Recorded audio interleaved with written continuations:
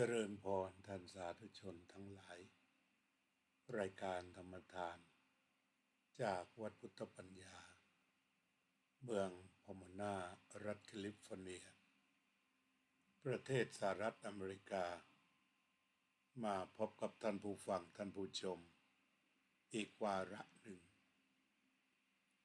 วันนี้ก็จะได้นำเอาหลักธรรมข้อหนึ่งที่ชื่อว่าสุญญตา ในทางพระพุทธศาสนาอันพระพุทธองค์ทรงแสดงไว้ดีแล้วมาพูดคุยบอกเล่าแก่ญาติโยมสาธุชนทั้งหลายนับเป็นการช่วยกันเผยแผ่พระพุทธศาสนาแล้วก็มาศึกษาข้อความที่พระพุทธองค์ทรงแสดงเอาไว้มาพูดถึงคำว่าสุญญตาหรือความว่างถือว่าเป็นเรื่องใหญ่ในระดับโลกที่ทุกศาสนา แต่ว่าคนที่เข้ามาศึกษาพุทธศาสนานั้นให้ความสนใจอย่างสูงมีการเขียนตำราเอาไว้ที่เป็นภาษาอังกฤษจำนวนมากมายทั้งจากสงฆ์ฝ่ายมหายานสงฆ์เซนและอื่นๆที่มีความชอบติดอกติดใจเรื่องของสุญญตาในพระพุทธศาสนาทางไทยของเราท่านอาจารย์พุทธทาสเป็นผู้เปิดเรื่องสุญญตาคนแรกรูปแรกที่คณะสงฆ์ไทยยังไม่ได้เปิดจากนั้นก็มีการนำมากล่าวมาพูดมาคุยกันบ้างหลวงพ่อคิดว่าคงจะใช้เวลานานมากในการศึกษาเรื่องนี้ในการเผยแผ่เรื่องนี้ให้คนได้ติดหูบ้างแต่เมื่อทำไปแล้วก็มีผู้สนใจไวขึ้นสมัยนั้นมีปัญญาชนอย่างท่านอาจารย์คึกฤทธิ์ปราโมทย์ให้ความสนใจถึงกับจัดรายการสนทนาธรรมกันที่ครุสภาเรื่องจิตว่างจนกระทั่งมีหนังสือปัจจุบันนี้หนังสือเล่มนี้ก็มีพิมพ์อยู่ในประเทศไทยถ้าใครสนใจก็นำไปฟังไปอ่านข้อสนทนาก็มีในฐานะที่เป็นปัญญาชนทั้งสองท่านโดยเฉพาะจะได้ประโยชน์อย่างมากเพราะว่ามีนักถามอย่างอาจารย์คึกฤทธิ์ปราโมทย์ถามแทนในนามคฤหัสถ์ว่าเราเป็นคฤหัสถ์ครองเรือนจะปฏิบัติสุญญตาได้อย่างไรเรื่องของสุญญตานั้นความเข้าใจยากอยู่เป็นทุนเดิมเพราะฉะนั้นการที่จะมาประยุกต์ใช้เรื่องสุญญตาเมื่อถึงเวลาที่จะใช้ได้อย่างเหมาะสมก็เป็นเรื่องยากอีกเรื่องหนึ่งทีนี้ขั้นต้นเราก็จะมาทำความเข้าใจเรื่องความว่างเฉยๆไปก่อนคือทำความเข้าใจเรื่องความว่างไปซะก่อนว่ามันจะมีประโยชน์อะไรเอาง่ายๆจมูกของเราถ้าจมูกว่างอันเนี้ยช่องจมูกถ้าว่างดีหายใจสะดวกก็เป็นประโยชน์สบายอย่างที่เราเห็นได้วันไหนนั้นรูจมูกของเราโล่งแล้วว่ารูจมูกว่างหายใจสบายปากของเรานั้นว่างไม่มีอะไรค้างคาอยู่ฟันทุกซี่ว่างไม่มีอะไรติดฟันว่างก็เป็นฟันที่สะอาดคือปราศจากมลทินที่เข้าไปเกาะจากเศษเนื้อเศษผักที่เข้าไปติดคาอยู่ก็กลายเป็นฟันก็ว่างจมูกก็ว่างรูหูว่างนั่นก็หมายถึงว่าว่างจากการมีขี้หูเข้าไปอุดตันตลอดถึงว่า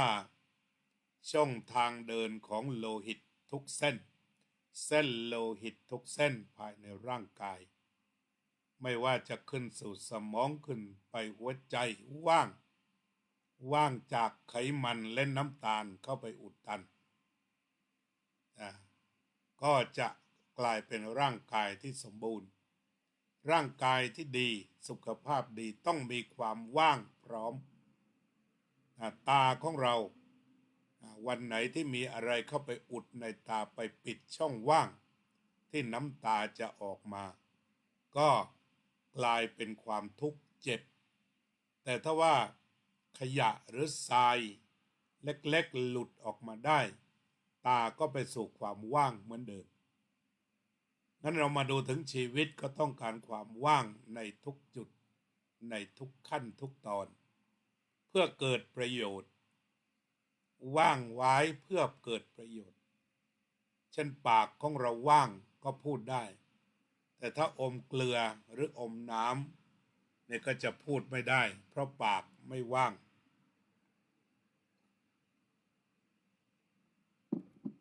จึงต้องการความว่างความว่างจะเป็นไปเพราะการทำงาน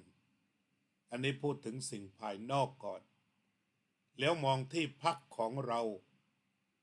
ห้องของเราถ้าวางเฟอร์นิเจอร์แน่นไปหมด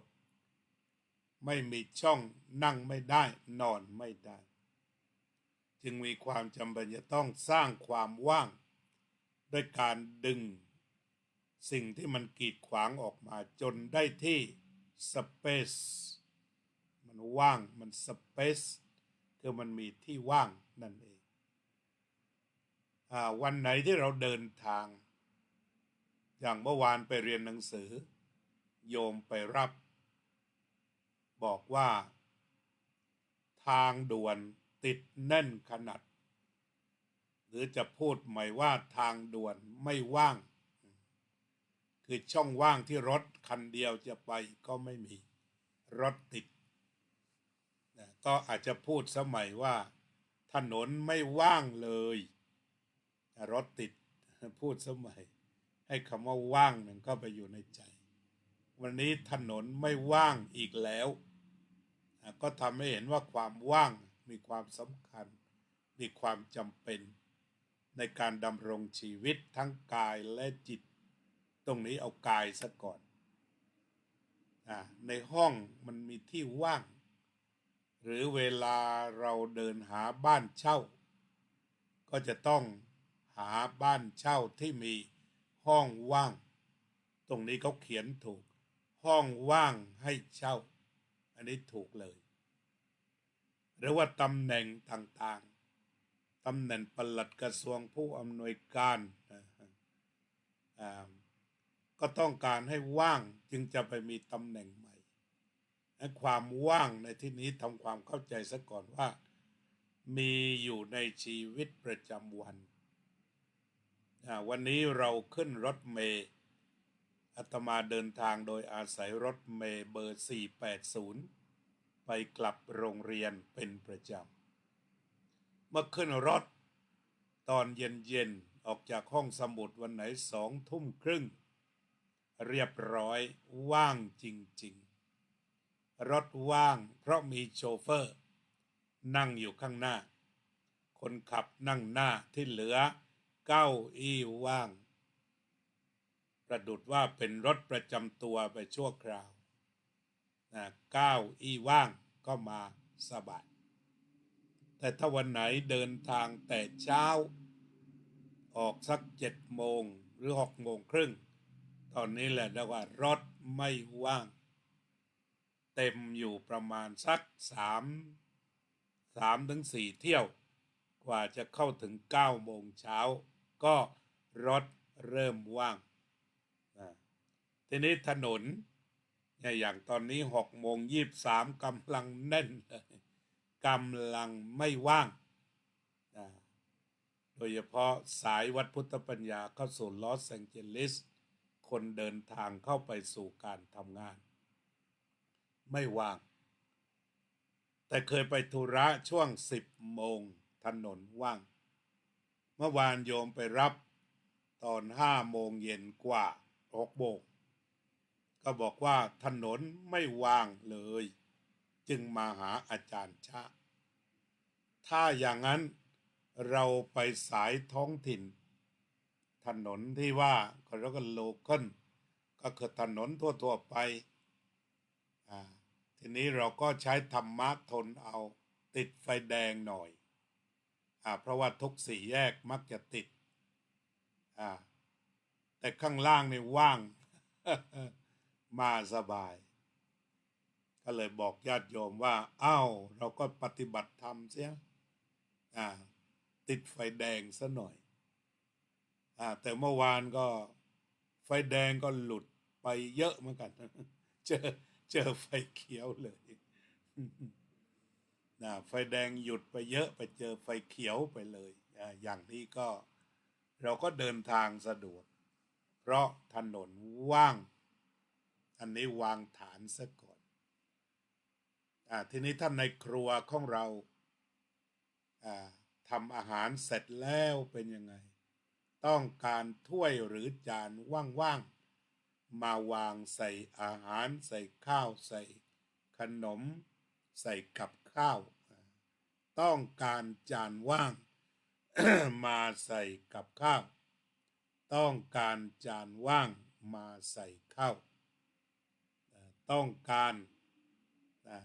ถ้วยว่างมาใส่น้ำปลาใส่น้ำพริกต้องการความว่างไปหมดนี่ก็คือเรื่องความว่างที่มีความจำเป็นต่อชีวิตโยมถามว่าวันจันทร์กับวันอังคารอาจารย์ไม่ได้ออกรายการใช่ไหมใช่เพราะไม่ว่างมีงานที่คุณครูให้มาจากโรงเรียนวิชาที่เรียนคือ English Literature หรือวรรณคดีอังกฤษถามว่าเป็นด็อกเตอร์แล้วไปเรียนทำไมก็มีคำถามอยู่เยอะก็ตอบว่าเป็นด็อกเตอร์นั้นเรียนรัฐศาสตร์ไม่ได้เรียนวรรณคดีอังกฤษฉะนั้นสิ่งนี้ก็คือเรียนสิ่งใหม่ที่เรียกว่า English Literature วรรณคดีอังกฤษเพราะยังไม่เคยเรียนทีนี้เป็นอย่างไรการเรียนก็คือว่าคุณครูให้การบ้านสร้างกระบวนการเรียนอย่างดีคือให้หนักเพื่อนำไปสู่การฝึกทีนี้เมื่อคุณครูให้การบ้านหนักเช่นจะต้องอ่าน1 อาทิตย์ประมาณ100 หน้าก็เป็นการอ่านนวนิยายสะท้อนสังคมสะท้อนศาสนาหรือว่าบางอันก็เป็นการสอนศาสนาให้ความกระจ่างด้านศาสนาที่คนนับถืออยู่ในยุคนั้นหรือมีเรื่องที่ต่อต้านศาสนาต่อต้านสวรรค์ต่อต้านนรกก็มีก็ออกมาในรูปของวรรณกรรมหรือ literature คุณโกก็คัดมาหลายแบบเช่นว่าบางแบบคนเรียนกฎหมายคนเรียนแพทย์เบื่อแล้วไปเรียนไสยศาสตร์ดีกว่าก็เป็นการสะท้อนสังคมก็คล้ายๆว่าบ้านเราที่ปัญญาชนมีความรู้สูงแต่พอถึงเวลาไปหาหมอดูดีกว่าลักษณะตั้งแต่ศตวรรษที่13-14คนมีความเชื่อก็ยังสะท้อนถึงปัจจุบันว่าเนี่ยพวกปริญญาพวกตรีโทเอกมีวิชาชีพที่ดีอาชีพที่ดีการงานดีแต่จะต้องไปพึ่งไสยศาสตร์ต่ออันนี้เขาก็สะท้อนมาเรียนมาจบหลายสาขาสุดท้ายเรียนไสยศาสตร์ดีกว่าแต่เขาก็สะท้อนดีว่าพอไปเรียนไสยศาสตร์ก็ให้ผลเล็กๆถึงไม่ให้ก็แบบปัจจุบันนี้เอาเครื่องรางไปใช้ของขลังไปใช้เอาเหรียญนี้ไปเหรียญดูดซับอะไรต่างๆ พอจ่ายไปแล้วก็คือจ่ายให้คนขายแต่ว่าพอนำมาวางไว้มันก็ไม่ได้แสดงอภินิหารอะไรต่างๆ อันนี้ยกตัวอย่างหรือว่าที่กำลังเรียนอยู่มีคนหนึ่งเขาเบื่อการโกงกินคอร์รัปชันไปที่ไหนก็เต็มไปด้วยคอร์รัปชันการบ้าอำนาจการคอร์รัปชันในอังกฤษเมื่อประมาณศตวรรษที่17คือประมาณปี1644-46เป็นต้นไปถึง17สภาพการตรงนั้นก็คือคนมองไปทางการเมืองคนมีการโกงกินคอร์รัปชันต่างๆมากมายไม่ว่าจุดไหนคอร์รัปชันมีทุกจุดนักเขียนคนหนึ่งญาติโยมก็คงจะได้อ่านกันแล้ว Gulliver Travels โจนาธานสวิฟเขาก็ได้เขียนเมืองใหม่ปกครองโดยม้ากับคนเนี่ยก็เรียกว่ายาฮูเนี่ยหรือที่เรียกว่า yahoo.com ทุกวันนี้ก็คือชื่อนวนิยาย ใน Gulliver Travels เนี่ยก็คือหมายก็ว่ายาฮูนี่คือมนุษย์แล้วก็ฮิมก็ถือว่าหรือว่าโฮออกเสียงก็เหมือนที่หมามันว่าโฮนะก็เป็นผู้ปกครองเรียกว่าทั้งคนทั้งหมาหมูแมวที่มีอยู่บนเกาะนั้นปกครองโดยม้าเป็นผู้ปกครองแล้วเขาก็เขียนดีมีอารยธรรมมีอะไรต่ออะไรที่ดีเรียกว่าชีวิตความเป็นอยู่เรียบง่ายไม่มีการโกหก บนเกาะนั้นผู้นำก็คือม้าเนี่ยยังไม่รู้ว่าทำไมโกหกทำไมต้องโกหกเขาเรียกว่ามันเป็นเกาะที่เป็น regional เป็นเกาะจริงตามหลักวิชาการกันแล้วว่าสังคมยูโทเปียสังคมอุดมคติคือยังไม่มีแต่แล้วก็สุดท้ายเขาก็สะท้อนทุกมุมกล่าวคือแม้แต่ม้าพอม้าเป็นเองก็มีอาการกดขี่คนที่นี่คนก็ถูกกดขี่โดยม้าตอนจบเขาก็มีสภาม้าสภาม้าอภิปรายว่าตัวมนุษย์หรือตัวยาฮูนี่มันแสบมากทำยังไงจึงจะจัดการมนุษย์ให้มันพ้นโลกนี้ไปสภาม้าเขาอภิปรายกันอย่างนั้นในที่นี้ฟังเสียงในศตวรรษที่16-17เนี่ยมันก็คล้ายๆคำที่มันลับกันอยู่ระหว่างปาเลสไตน์กับอิสราเอลกับกลุ่มฮามาสก็บอกว่าต่อไปนี้ชื่ออิสราเอลไม่มีอีกแล้วอิสราเอลก็บอกว่าจะทำการลบแผนที่ปาเลสไตน์ให้หมดไปก็เลยฆ่ากันอยู่ถึงทุกวันนี้เพราะนั้นในสังคมยูโทเปียตรงนี้ก็หมายถึงว่ามันก็มีมิติด้านเศรษฐกิจก็คือแบบธรรมชาติมีป่าไม้มีผลหมากรากไม้ที่จะกินกันเยอะแยะแต่สุดท้ายภายในเกิดความรู้สึกแบ่งแยกว่านี่ม้านี่คนมันมีความเสียหายแบบนี้ชอบพูดโกหกชอบแก้แค้นแล้วก็มีหลายอย่างถึงความเสียของคนซึ่งเขาใส่เข้าไปในนวนิยายเรื่องนั้นแล้วก็ในที่สุดก็จะจัดการฆ่าคนให้หมดฆ่าคนให้หมดโลกดีไหมม้าเขาคิดอย่างนั้น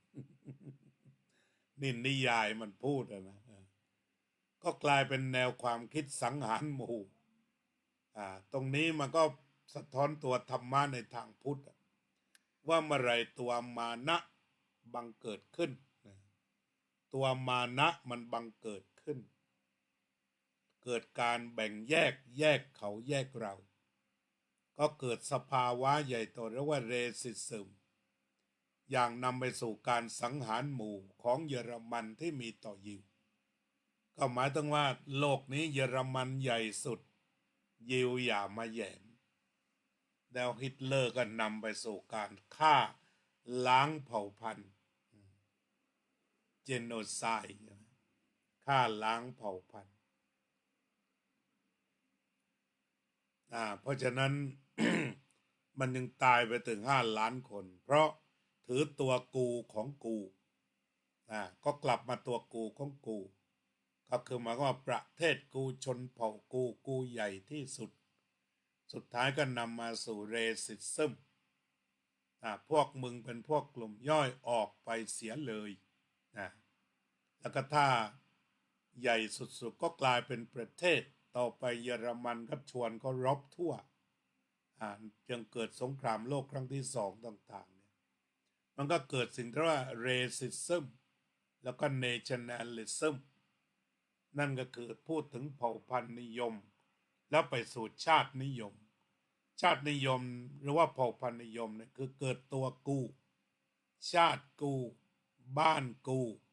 ถิ่นกูแล้วก็ไม่มีความรักกับคนอื่น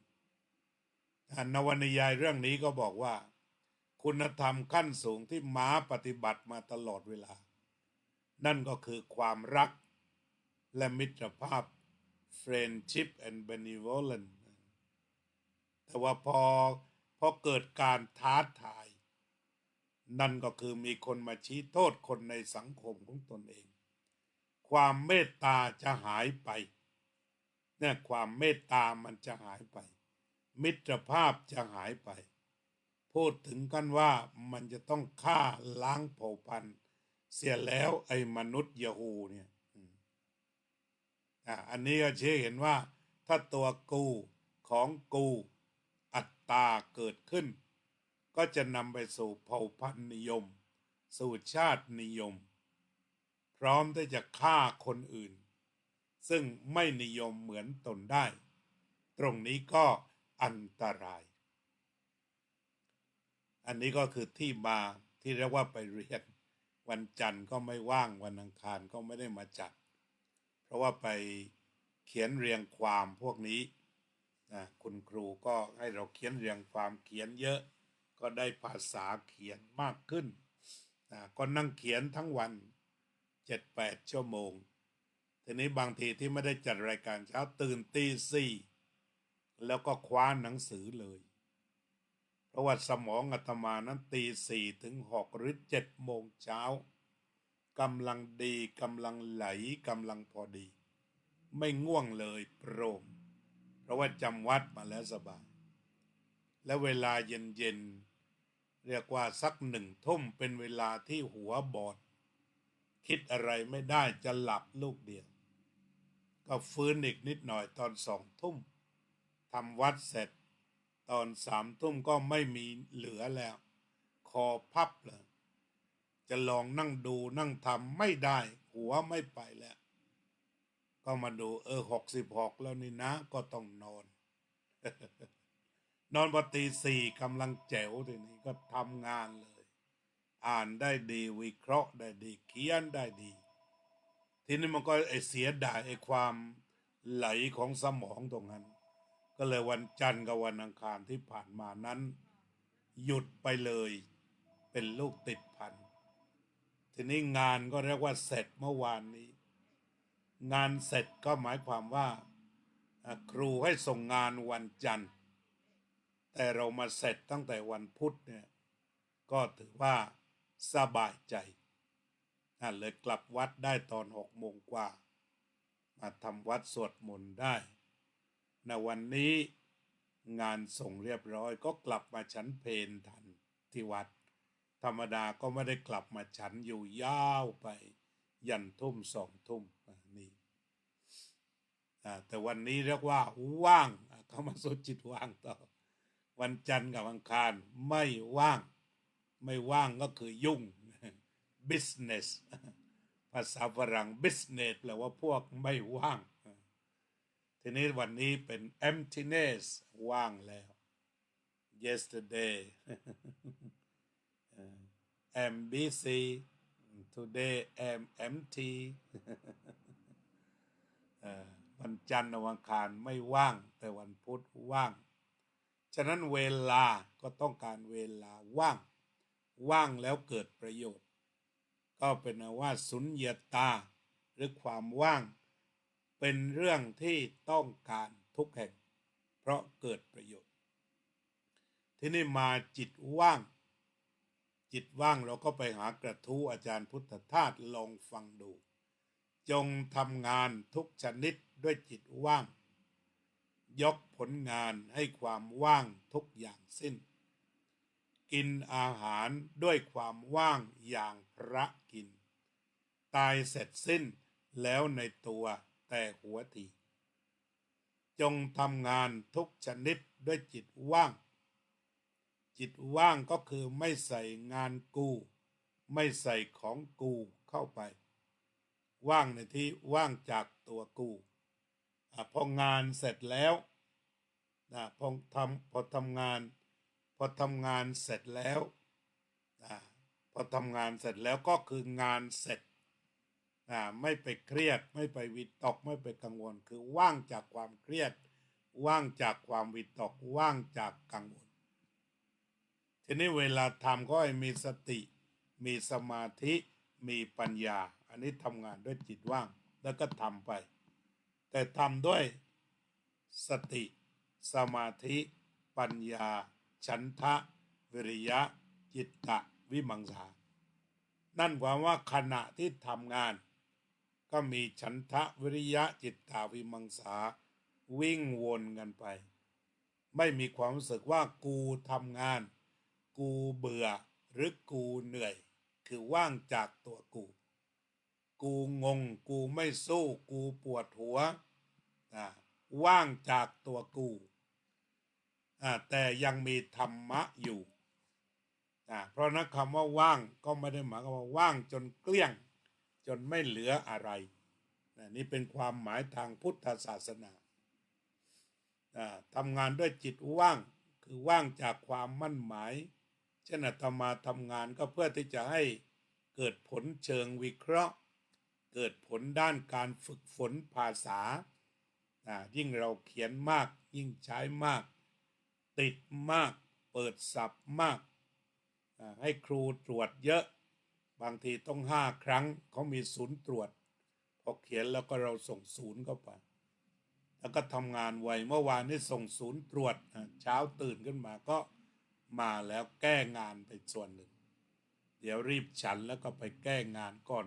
เข้าห้องเรียนเพราะฉะนั้นคำว่าจิตว่างก็คือจิตไม่ว่างจากกุศลไม่ว่างเลยแต่ว่างจากอกุศล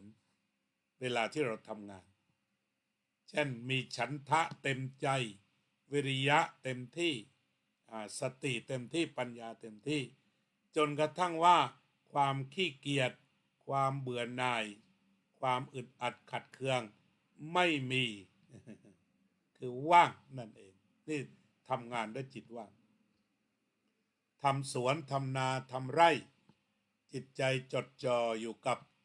การทำงานนั้นเรียกว่าศีลอยู่ตรงนั้นสมาธิตรงนั้นปัญญาอยู่ตรงนั้นเรียกว่าทำงานด้วยศีลด้วยสมาธิด้วยปัญญาด้วยใจเย็นด้วยมีสติกำกับมีปัญญากำกับวิเคราะห์ต่างๆแต่ว่าว่างจากความขี้เกียจว่างจากความวิตกว่างจากความอึดอัดขัดเคืองว่างหมดว่างจากอกุศลมีกุศลเต็มที่ยังกุศลให้ถึงพร้อม นั่นเองฉะนั้นจุดนี้คือทำงานด้วยจิตว่างยกผลงานให้ความว่างทุกอย่างซึ่ง working is for working หรือสั้นๆ working for working ทำงานเพื่องาน eating for eating กินเพื่อกินเนี่ยเวลากินเนี่ยถ้าเรากินเพื่อสุขภาพแทบจะจับอะไรไม่ได้เลยเพราะว่าจิตมันจะตามด้วยความวิตกกังวลหวาดหวั่นหวาดกลัวกินตรงนี้ก็จะแสลงโรคนี้กินสิ่งนี้แสลงโรคนี้จิตใจเป็นทุกข์เลยแต่ถ้ากินเพื่อกินไม่ต้องการผลอะไรก็ตามที่พระพุทธเจ้าได้ตรัสแหละถ้าว่าขยายความไปหน่อยกินเพื่อไม่ให้ตายกินเพื่ออยู่ตื่นขึ้นมาไม่ตายกินอีกถ้าตายแล้วจบกันก็ว่ากินเพื่อกินอยู่เพื่ออยู่แต่ถ้าเราว่าอยู่เพื่อทำสิ่งนั้นอยู่เพื่อทำสิ่งนี้แล้วก็ไม่เป็นอย่างนั้นเป็นทุกข์อีกกินเพื่อกินทำงานก็เพื่อทำงานยกผลงานให้ความว่างทุกอย่างสิ้นคือเวลาศึกษาเรื่องจิตว่างจะต้องมีตัวกูแตะไว้เสมอคนดีที่มีตัวกูนั้นจะกลายเป็นผู้ร้ายได้อย่างในนิยายเรื่อง Gulliver Travels ญาติโยมคงเคยเรียนในม.5 กันมาแล้วนะก็คือหมายว่าสังคมดีไม่มีการปล้นไม่มีการฆ่าไม่มีโจรผู้ร้ายแต่เป็นสังคมที่กดขี่เหมือนกับสังคมทาสที่นำมนุษย์ไปใช้แบบสัตว์เวลาตอนเย็นเขาว่าพาเข้าคอก จะไม่ได้บอกว่าเข้าบ้านมนุษย์ต้องไปเข้าคอกต่อ นี่ก็เรียกว่า devaluation devalue คือหมายความว่าทำให้มันด้อยค่าลงไปด้อยค่ามนุษย์นั่นเอง ฉะนั้นเราก็อย่าใช้คำส่อเสียดควายอะไรทำนองนี้เพราะว่านั่นถ้าว่าโดยหลักสากลคือการด้อยค่ามนุษย์เหลือเหมือนกับสัตว์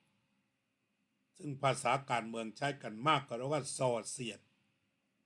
หรือว่าเสียดสีใช้ภาษาเสียดสีเป็นดูคนเป็นงัวเป็นควายดูไม่ใช่คนจึงไม่ควรจะสร้างค่านิยมคือดูคนเป็นคนตรงๆเนี่ยดูได้จิตว่างดูตรงๆว่างจากอะไรว่างจากอคติว่างจากรักว่างจากชังว่างจากลุ่มหลงว่างจากกลัวดูคนเป็นคนไปเลยมันก็เข้าสู่วิปัสสนาเห็นตามความเป็นจริงthe way it is see on things the way it is เลย they on things as they really are ก็ได้ฉะนั้นจิตว่าง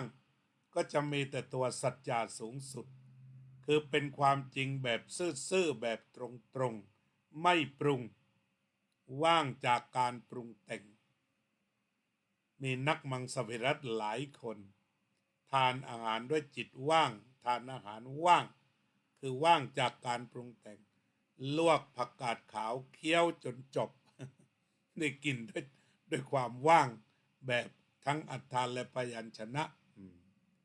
แต่กินข้าวทั่วไปถ้ากินข้าวเพื่อกินข้าวกินอาหารเพื่อกินอาหารไม่ปรุงเขาปรุงมาแล้วเขาปรุงทางกายมาแล้วใส่เครื่องปรุงมาแล้วจะไม่มาปรุงต่อในด้านจิตใจเรียกว่าทานอาหารด้วยจิตว่างจงทำงานทุกชนิดด้วยจิตว่าง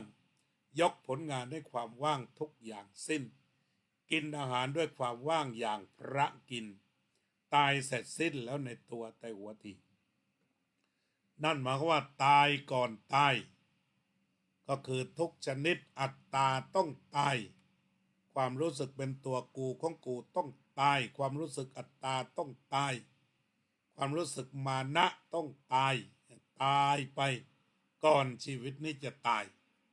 หลวงพ่อจึงมีคำว่าตายก่อนตายเสร็จสิ้นแล้วในตัวแต่หัวทีก็คือกิเลสตายเรียบวุฒิก็เหลือแต่สติสมาธิปัญญาพระพุทธเจ้าหมดกิเลสแต่มีพระมหากรุณาคุณพระวิสุทธิคุณพระปัญญาคุณนี่พระพุทธเจ้าเป็นต้นแบบพระอรหันต์ทั้งหลายก็เช่นนั้นมีพระมีมหากรุณาคุณวิสุทธิคุณและปัญญาคุณที่เหลืออยู่นอกจากนั้นกิเลสว่างสิ้นราคะโทสะโมหะความหิวความกระหายรูปเสียงกลิ่นรสโผฏฐัพพะธรรมารมณ์ลาภยศสรรเสริญสุขเสื่อมลาภเสื่อมยศนินทาทุกข์ความวิตกกังวลความยึดติดหายไปเกลี้ยงเพราะฉะนั้นคำของพระพุทธองค์ที่ว่าปิปาสวินโยไม่หิวแสงชัดเจนคือเรียกว่าไม่หิวไม่กระหายเนี่ยบางทีเรื่องแสงมันก็กระหายเหมือนกันกระหายเสร็จไม่ได้ดังนั้นก็เป็นทุกข์แต่พระอรหันต์ทั้งหลายว่างปิปาสวินโยว่างจากการหิวแสงอาลยะสมุคคาโตถอนความอาลัยเกี่ยวเกาะยึดรัดเหนี่ยวอาลยะสมุคคาโตนิพพุโตหรือว่านิพพุติหรือนิพพานนิพพิทาวิราคะวิสุทธิวิมุตติก็คือไปสู่ความหลุดพ้นนั่นก็คือหมายความว่าว่างจากกิเลสว่างจากราคะโทสะโมหะ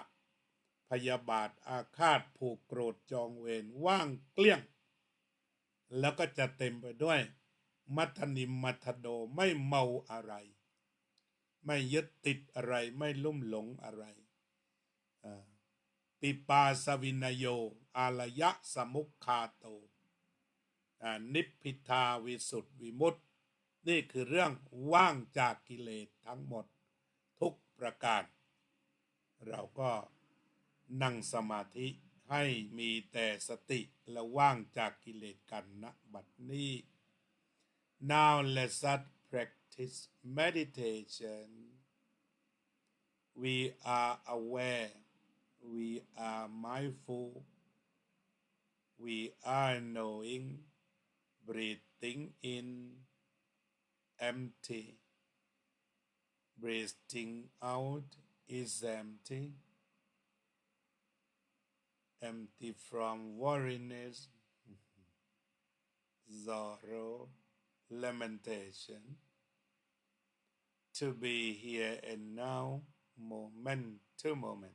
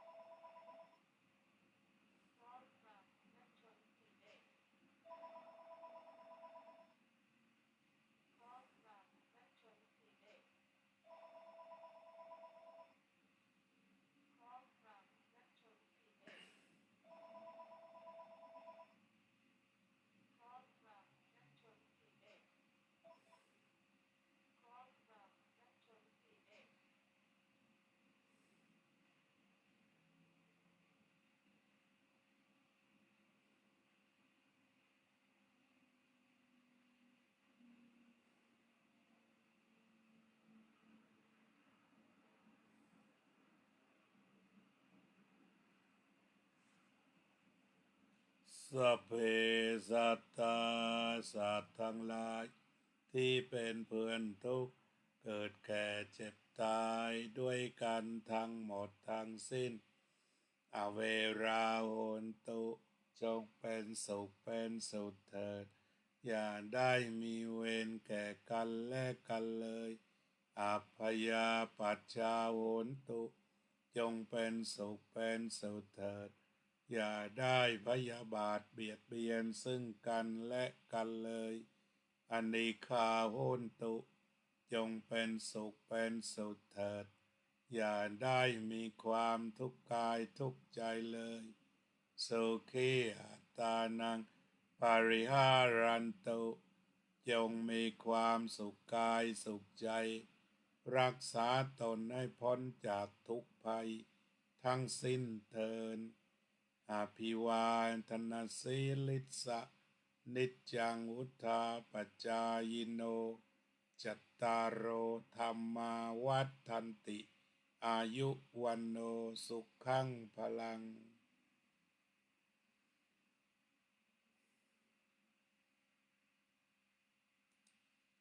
ต่อไปก็เป็นการทักทายพี่น้องทั้งหลายเริ่มต้นด้วยคุณรัตตินันท์ชวาราโรธโยมกัลยาว่องทิพย์คงคาอนุโมทนาข่าวมหากุศลที่ปวารณาเลี้ยงพระสงฆ์ที่เรียนบาลีที่บ้านกัลยาธรรมบ้านโยมเลยนะบ้านกัลยาณธรรมเนี่ย บ้านกัลยะธรรมรู้สึกอย่างนั้นบ้านกัลยธรรมที่ตำบลกุดจิกอำเภอสูงเนินจังหวัดนครราชสีมามีพระไปติวปริญญาธรรม6 7 8 9อยู่ที่นั่นญาติโยมกัลยาว่องทิพย์คงคาประธานคณะกรรมการบริหารวัดพุทธปัญญาได้เดินทางไปประเทศไทยไปถวายความอุปถัมภ์พระสงฆ์แบบนี้เรียกว่ามหาสังฆทานมหาสังฆทานเพื่อส่งเสริมความมั่นคงของพระพุทธศาสนา ส่งเสริมการศึกษาเล่าเรียนโยมสุนิตวงศ์สุเทพโยมอุบลอินทวงศ์โยมบัวผัลหอลวันจันทร์วันอังคารอาจารย์ไม่ได้บรรยายดังที่ตอบแล้วโยมสุพรรณิกาโยมสมหมายอักษรขำอยู่เย็นเป็นสุขทั้งบ้านเลยเพราะเข้าหาธรรมะโยมโจ้ยินดีโยมเคนธนาป้าแอสบายดีนะ94ใช่ไหมปีนี้โยมเพ็ญฉายสิโรรส94ละนะโยมบ่นว่าสุดยอดครับพระอาจารย์ยกตัวอย่างเห็นชัดเจนมากจมูกไม่ว่างก็ไม่สบายตัวถนนไม่ว่างก็ถึงจุดหมายปลายทางยากกว่าเดิมไม่ถึงตามกำหนดไม่ถึงก็หงุดหงิดต่อไปให้ว่างถนนไม่ว่างเราจะว่างเองนะโยมอุบลถนนไม่ว่างเราจะว่างซะเองโดยไม่มีเราซะเองป้าแอดีใจเนาะวันนี้เข้ารายการได้เก่งมากๆทุกด้านเลย94ใช้เทคโนโลยีฟังธรรมะสุดยอดสุดยอดสุดยอดโยมจิรารัตน์เกียรติสันติกุลโยมน้อยพรหมประเสริฐ Good morning Dr. David ปุญญกาโม Today we are going to talk about emptiness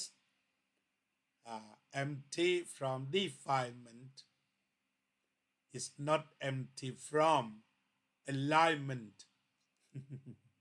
when we talk about emptiness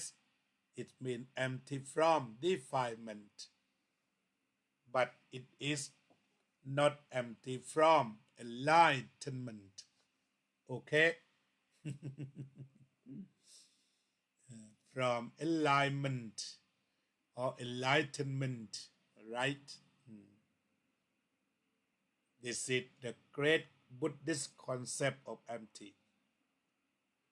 it's as same as your house you have empty room so you can enter to sleep when you go to temple or go for walking when you find out the empty space or the space for your car to go smoothly that's useful that's require emptiness it require on places and all timeโยมบนให้เหตุผลว่าที่ถามว่าวันจันทร์กับวันอังคารไม่มาใช่ไหมใช่เลยหาไม่เจอพอดีต้องขอโทษที่อาตมาไม่ได้เขียนใบลาเพราะธรรมดาก็เขียนใบลาโยมกัลยาบอกว่าน้องโจ้ยินดีก็ส่งปัจจัยไปร่วมบ้านกัลยธรรมด้วยค่ะสุดยอดเลยโยมโจ้ไปถึงเรียบร้อยให้ท่านประธานนำไปเวลาทำบุญเนี่ยอาตมาก็สบายใจว่าให้ถึงเนื้อถึงตัวไปเลยบางทีญาติโยมก็ชอบฝากอาตมานี่ต้องบอกว่าอึดอัดเพราะว่าไม่รู้จะไปถึงไหนอย่างไรแต่ถ้าว่าประสานงานแล้วพี่แต้นทำบุญให้ดิฉันด้วยโอเคอาตมาก็ผู้เชื่อมใจสะพานเชื่อมใจก็สบายใจสะพานไม่หนักใจขอบคุณมหาบาสิกาทั้งสองท่านทำบุญถูกที่ถูกจุดประสงค์ตรงตามพุทธประสงค์วิจัยแล้วให้ทานเพื่อกำจัดความตระหนี่มหาบาสิกาทั้งสองท่านได้เข้าถึงจุดประสงค์ที่พระพุทธองค์วางไว้ทุกประการนั่นแลที่กล่าวมานี้ก็เป็นต้นแบบเป็นตัวอย่างของความดีที่พูดกันได้ขอบคุณที่โยมไปเป็นตัวอย่างสร้างความดีถูกที่ถูกทางถ ถูกพระสงฆ์ถูกสามเณรถูกแม่ชี เพราะบุคคลเหล่านี้กำลังทำหน้าที่ค้ำจุนพระศาสนาร่วมภาวนาโยมอุบลบอกบางครั้งก็เข้าไม่ถึงกิเลสมากกว่าเข้าถึงโบธิใช่ไหมDave said body yes mind is empty from defilement but full of body okay you great you great you accept alignment โยมอุบล ถนนไม่ว่างเราว่างเองเป็นคำคมเลยไหมพาขึ้นเลยนะถนนไม่ว่างเราว่างเสียเอง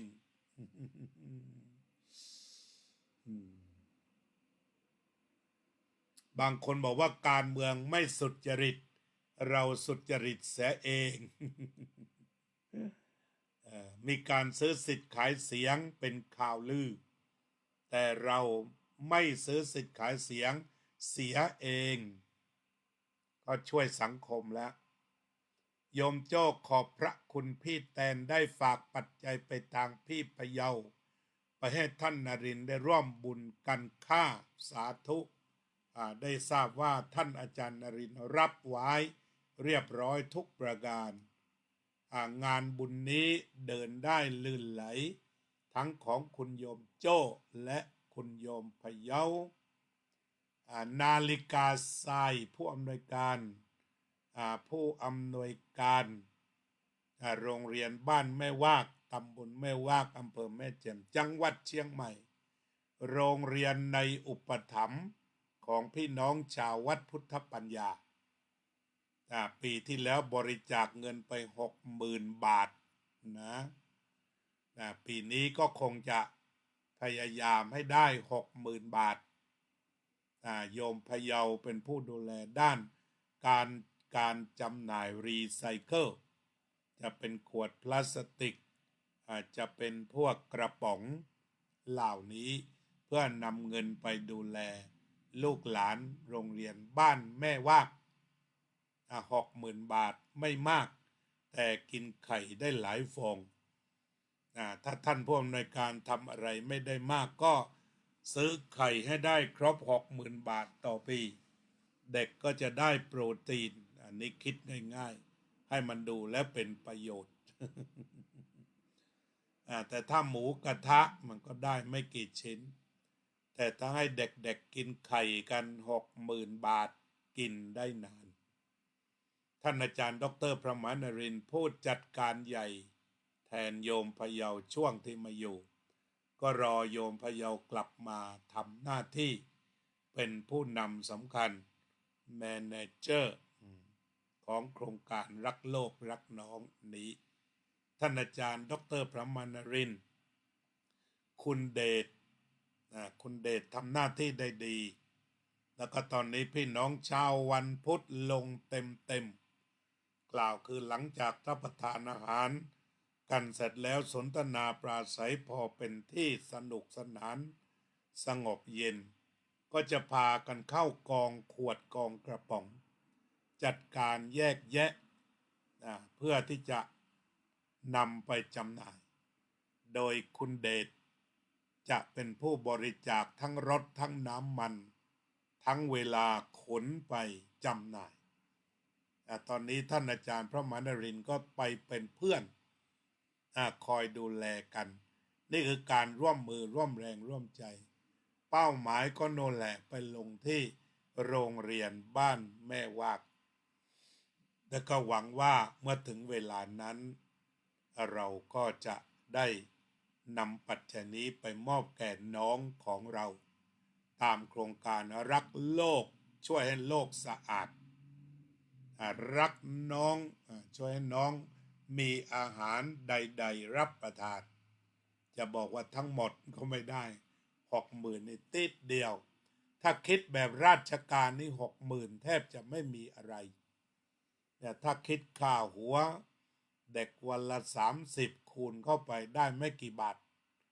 แต่ถ้าคิดแบบอาตมาซื้อไข่ซื้อไข่ต้มซื้อไข่ทอดทำพะโล้เนี่ยต่ำสุดก็ต้มไข่แจกเนี่ย60,000 บาทได้เยอะ หลายคนถามว่าทำไมให้แค่นั้นไม่ดูทั้งปีก็ตังมีแค่นี้โยม มีไม่มากไม่ได้มีเป็น100 ล้าน1,000 ล้านเหมือนเขาตังขายขวดนะจ๊ะตังขายกระป๋องจากคนมีน้ำใจไม่ได้มีเป็นร้อยล้านแบบถ้าได้หมดถ้าสดชื่นอะไรทำนองนี้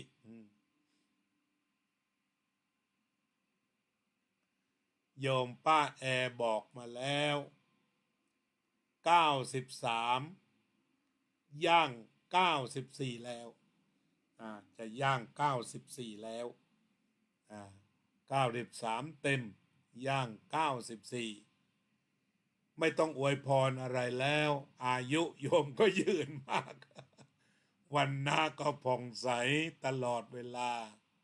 สุขขาก็เป็นสุขมาตลอดชีวิตโดยธรรมพละนี่ก็พลังงานเหลือเกินนะฉะนั้นเอาเป็นว่าโยมคือต้นแบบของอายุวันนะสุขะพละที่เกิดขึ้นในป้าแอแล้วกันนอกเหนือคำอวยพรเพราะอาตมานี่เพิ่ง66ก็คงจะไปไม่ถึงเหมือนป้าแอหรอกเพราะฉะนั้นป้าแอก็คือมหาอุบาสิกาผู้ดูแลศาสนาที่เปี่ยมด้วยอายุวันนะสุขะอัมพละอายุขนาดนี้ถ้าปล่อยรถก็ยังขับรถได้ ขอบคุณคุณป้าที่เข้ามาชมรายการวันนี้ขอบคุณยินดีญาตินักยินดีญาตินักเลยอาจจะพูดไม่เหมือนชาวเหนือแต่ว่าจำเข้ามายินดีญาตินัก ก็เป็นอันว่าสวัสดีครับป้าแอสวัสดีกันคนอายุยืนโยมกัลยาว่องทิพย์คงคาสวัสดีป้าแอนี่อายุยืนวันนะผ่องใสสุขะมีความสุขพละมีกำลังแต่ว่าโยมคงจะกลับเร็วๆนี้แล้วถ้ามีโอกาสเที่ยวไปทางเชียงใหม่อย่าลืมไปเยี่ยมอายุวันนะสุขพละด้วยตาตนเอง หรืออาจจะไม่ต้องเช่าโรงแรมไปนอนด้วยในวัดขอสนทนาธรรมสักคืนสบายขอบคุณมากใครจะสวัสดีก็ได้นะ93ย่าง94รู้สึกว่าฟันยังเหลือหมดโดยซ้ำไปนะฟันยังไม่ว่างเลย มีอะไรดีๆทั้งกายทั้งจิตให้ศึกษาเอาละสาธุของแท้ต้องสาธุเดี๋ยวก็คงจะต้องเตรียมการอำลากันแล้วนะแม้โยมคุยกันบ้างก็สนุกวันหลังคุยกันบ้างสิมีอะไรเสนอประเด็นแบบโยมอุบลเนี่ยก็คุยกันในชีวิตประจำวันแล้วอาตมาจะได้คุยบ้าง ให้เป็นรายการสนทนาแบบ2 ทางก็เข้ามาคุยขอบคุณ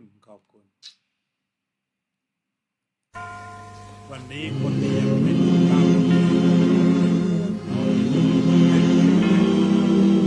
ให้มีน้ำของใส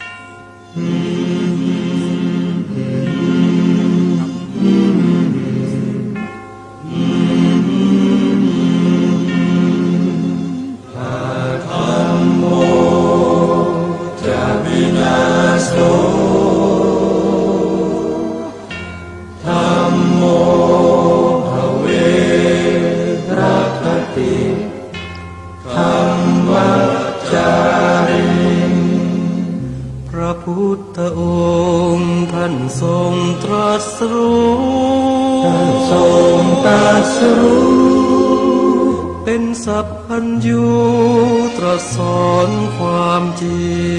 ง ตรัสสอนความจริง ว่าธรรมะย่อมชนะทุกสิ่ง เป็นที่พึงพิงแก่ผู้ประพฤติชอบธรรม จะวินาโสธัมโมภเวรัคติ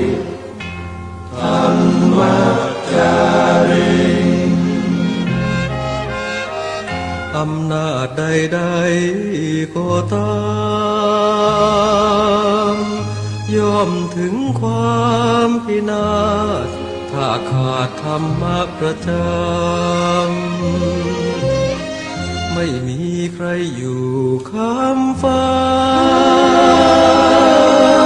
เราต่างเกิดมาใช้กันจงอยู่ในศีลในธรรม คิดทำแต่กรรมที่ดี ธัมโมจะวินาโสธัมโมภเวรัคติธัมมัจจาริ ทำส่องสว่างสู่ทางสุขสีคำจุนโลกนี้